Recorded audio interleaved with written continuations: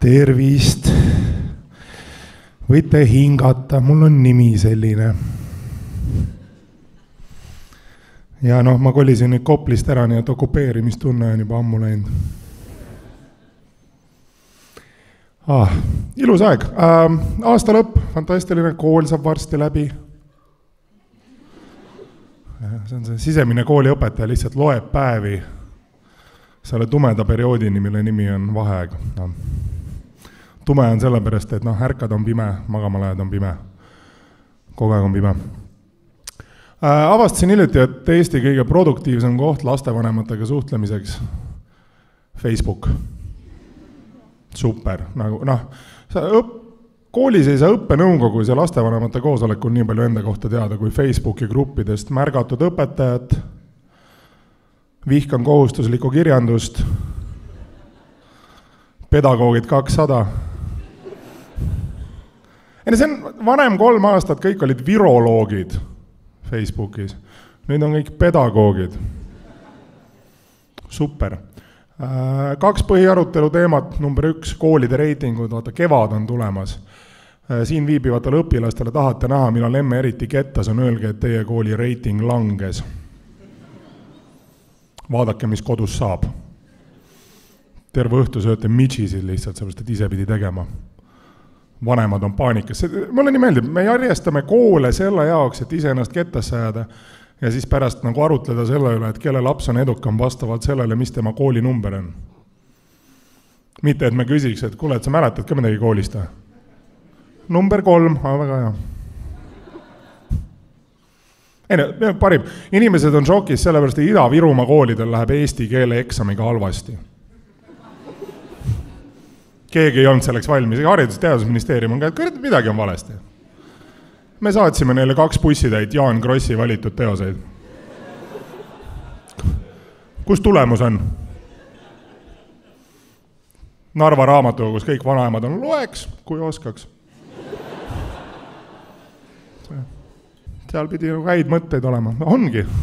Alates 300. leheküljest, kui vastu pead.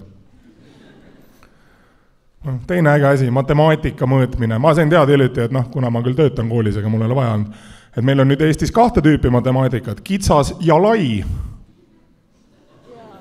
Ma olin ka, et ja vahe on, ühte on rohkem. Aha! Okay.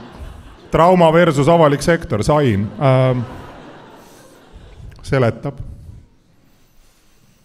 Meil oli siin hiljuti minister, mees kaotas miljoneid ära Exceli tabeliga. Ilmselt oli lai matemaatika.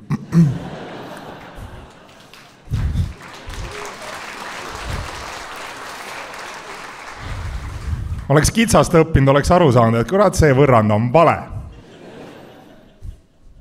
Ei, see on ok. Mina ütlen kohe ära, ma unustasin alustada kõige olulisem, aga õnneks me räägime avalikus ruumis praegu eesti keeles, muidu see sümbol kukuks sealt ülevalt alla.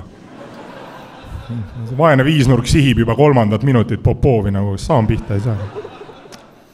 Kättemaks. Aga ei, ma sain hiljuti teada Facebookist, ma jälgin aktiivselt, mida lapsevanemad kohustuslikust kirjandusest arvavad. Nad olid viimati endast nii väljas, kui Brigitte oma saates valed valikud tegi. Kuidas me siiamaani sunnime lapsi lugema? Chill, keegi ei sunni. Me andsime õpetajate toas juba ammu alla. Me oleme õnnelikud selle üle, et on internet, lühikokkuvõtted ja keegi teine, kes neid kontrolltöid loeb.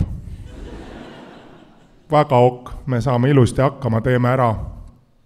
Minu meelest ka ei peaks kohustuslikku kirjandust olema, sest mina mäletan, mina lugesin kunagi tasujat, ainus mõte, mis mul tekkis, see oleks võinud olla nii palju lühem. Tõde ja õigus, meil on film. Võtab kokku kõik 5 osa iseenesest. Tume, morbiidne, surm. Selline hea ülevaade Eestist 2022, kui elektriarve on maksmata.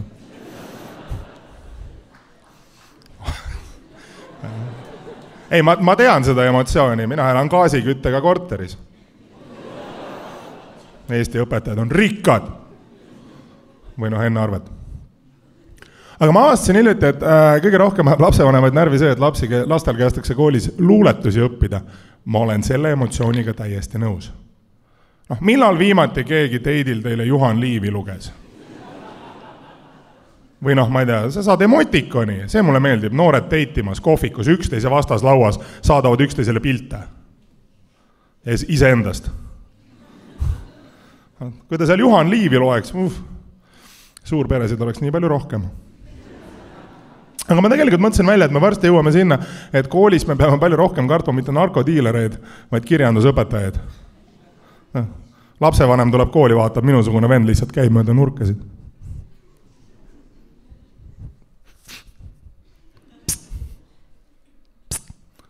Raamatud.